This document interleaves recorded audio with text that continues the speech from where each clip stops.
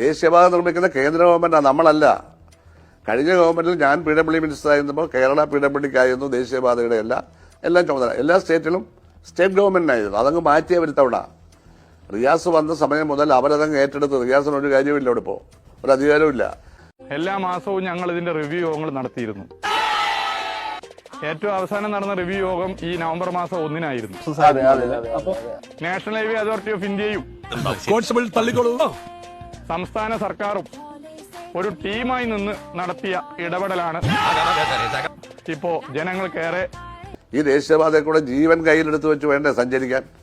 ഞങ്ങൾ സഞ്ചരിക്കുന്നവരാ, ആളുകൾ മരിച്ചില്ലേ? തുറവൂരും അരൂരുമൊക്കെ മേളിൽ നിന്ന് സിമെന്റ് കട്ട വീണ് ആളുടെ തലപൊട്ടിയില്ലേ? പിന്നെ ഇന്നൊരു റോഡ് ഇങ്ങോട്ടാണ്, അടുത്ത ദിവസം അപ്പുറത്തോടല്ലേ?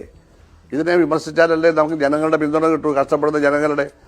അത് പറഞ്ഞ് തെറ്റായിപ്പോയി എന്ന് പറഞ്ഞ കേന്ദ്ര ഗവൺമെന്റിനെ വിമർശിക്കാൻ പാടില്ല. അപ്പൊ അങ്ങനെയായിരിക്കാം. ബന്ധപ്പെട്ട് ഉത്തരവാദിത്വം, നിർമ്മാണത്തിന്റെ പൂർണ്ണ ഉത്തരവാദിത്വം നാഷണൽ ഹൈവേ അതോറിറ്റി ഓഫ് ഇന്ത്യക്കാണ്.